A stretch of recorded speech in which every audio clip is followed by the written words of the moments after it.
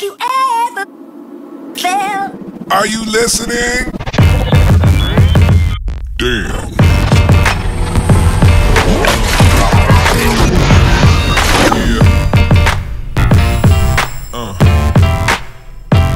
What's up, guys? LA Verdier Fitness, and as you can see, in the office filming this video.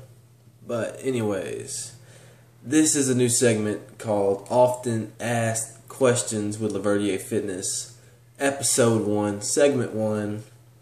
We've got 3 questions I'm going to answer today. All good questions, all questions that people need to know about or need the answer to. So, on to question number 1. Anyways, let me get to what this segment's going to be about.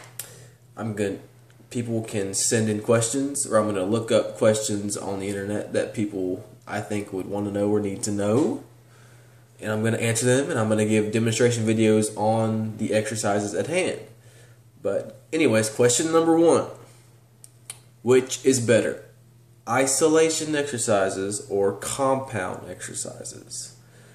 That's a really good question because twofold, both are optimal for bodybuilding or fitness or health or anything, because that's what working out is. You're either doing compound exercise or isolation exercise. But personally, I don't feel you can go wrong with either isolation or compound exercises because both of them have benefits for different people.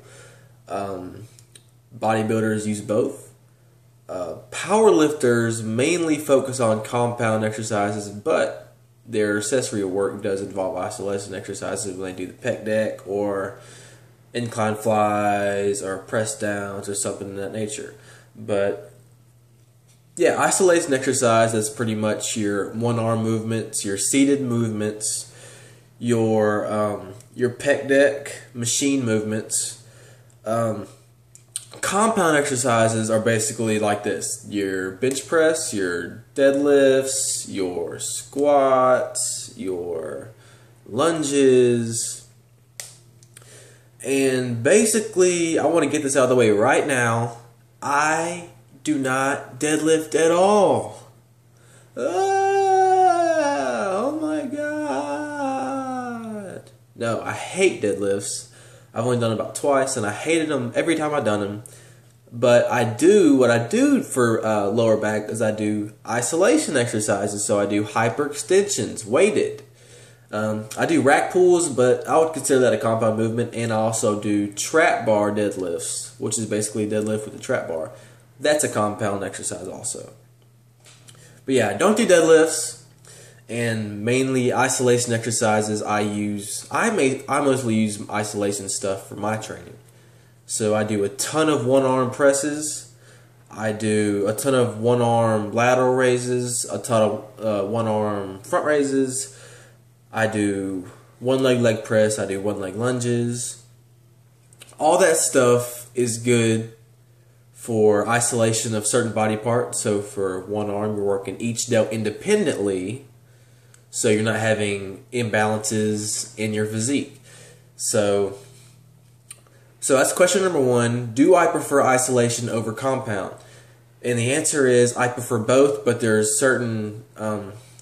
it's good to use them both in every part of your training, but I gotta say this one thing. Compound exercises are best for building a firm foundation of strength for beginners. And that moves me into my second question. Which training routine do you propose for a beginner who's just started training?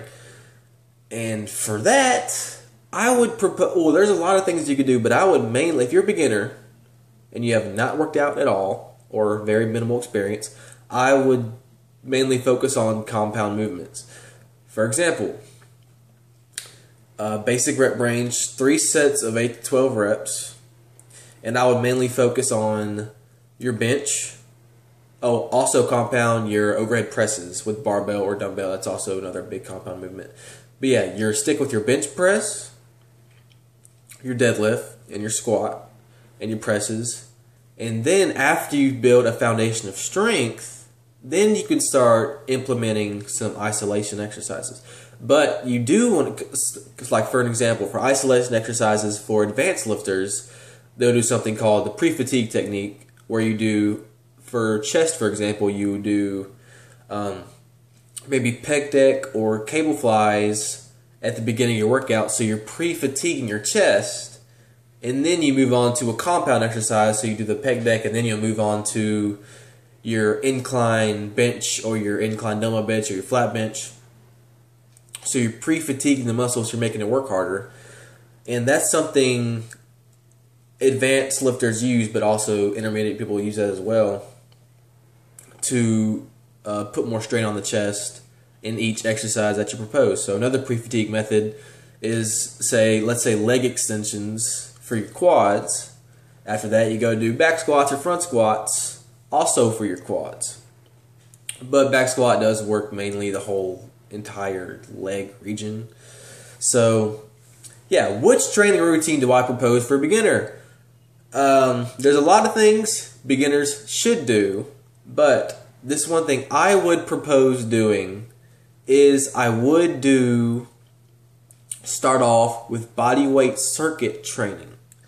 And that's pretty much basic, so you stick with your body weight dips, body weight pull-ups, if you can do them. If you can't, do the machine-assisted pull-up. And your push-ups, your bench dips. But what beginners, I think, should focus on is explosive plyometric movements.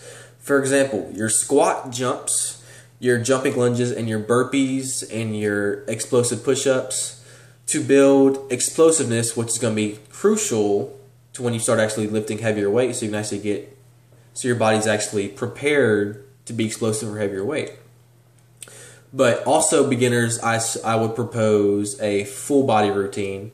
So for example, you do Monday, Wednesday, and Friday, 3 days a week, and full body on the first day, full body, so you got all the muscles of your upper body, all the muscles of your lower body, but I would do one exercise per body part, 3 sets. So you do one exercise for chest, one exercise traps, delts, arms, quads, legs,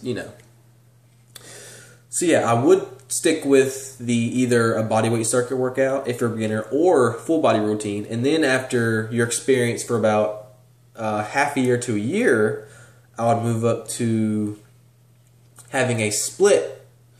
And what a split is basically what mainly bodybuilders use in their training. So for example would be Monday you do chest and triceps, Tuesday you would do legs and calves, Wednesday back, Thursday shoulders, the next day off, and then you repeat the same cycle over and over and over again for a matter of months or so. But you would vary the rep ranges. So the first 3 weeks of that training you do 12 reps, next 3 weeks 10 reps, next 3 reps 8 reps, and you go down that cycle until you get further along in your training. And then you can change your splits, you can change how you want to work out, change when you work out, all those things vary in your training. But for beginners, yes, I'll stick with full body first and full body circuit workouts. And that swings me along to question number 3. What is the best way to build strength or muscle with no or little equipment that you have? So people that don't have time to go to the gym, so they work out at their house. They don't have time to go to the gym, or they don't have a membership to go to the gym. What are the best bodyweight exercises to do with little or no equipment? And like I said before, if you have little or no equipment, you should stick with the bodyweight circuit workout. So your pull-ups, dips, push-ups. But if you do not have, you're at home and you have no equipment at all, then that's when I would go with the squat jumps and the jumping lunges and burpees to build the explosiveness. And then you can start implementing the push-ups and the bench dips and so forth. But I've answered all the questions that I think, the 3 questions that I think are crucial for what is best for people's training. But now I'm going to demonstrate what are the best bodyweight exercises to do with little or no equipment. But I'm going to be showing them because I have a pull-up dip bar, and I'm going to show you a bodyweight circuit workout that I do on my off days, because my off days I do not rest. I do bodyweight circuit workouts, and that is the workout you're going to see that I propose for beginners when they have little to no equipment. So let's see what that is. More saving, more doing. That's the power of the Home Depot. Boss Buzz Master is licensed store for details. Hey kids, the fireworks are starting.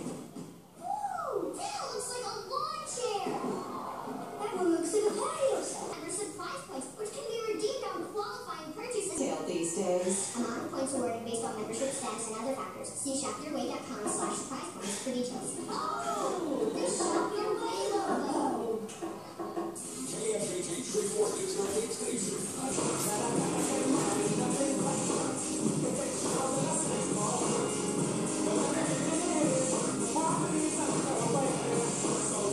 Out there to get this sausage family together. We're talking the friends you share your Johnsonville pre-cooked slow sausage with that are so close. Free for low-cost health insurance for kids and teens, all the way up to age 19.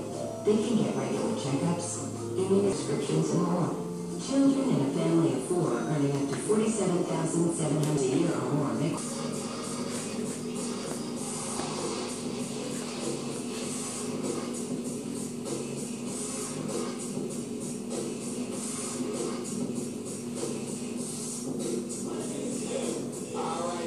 This is always a very interesting question, because I've asked this question, just in conversation, small circle conversation, but this is what I'm asking all 8 of you, our listeners. Do you think that men cheat more than women, or are women just sneakier about it? Alright guys, so that was my beginner's bodyweight circuit workout. You're going to do that, the circuit I just showed you, 5 times in between. After you finish every round or the last exercise, you're going to rest 1 minute and do it again. The rep ranges are from 8 to 12 reps. So you're going to do the pull-ups, you're going to do the bodyweight dips, you're going to do the push-ups, the bench dips, the split lunges, and you're going to do the towel curls, resistance curls, in the towel rear delt row. All those exercises are going to do back to back to back to back to back to back. 8 to 12 reps, and after you do the rear delt row, rest 1 minute, and then you're done. You do that 5 rounds, and that is the beginner's circuit workout I do every off day, just to keep the muscles firing, to keep the body active. So, hope you didn't mind the ladder and the bike in the background. Just the home gym I have in my garage. I know it's dirty, but it gets the job done. Hope you enjoyed the advice. Hope you enjoyed the workout. Hope you enjoyed the video. Yeah, this is Laverdier Fitness. Comment, subscribe, and I'll see y'all next time. Have you ever felt Are you listening? Damn.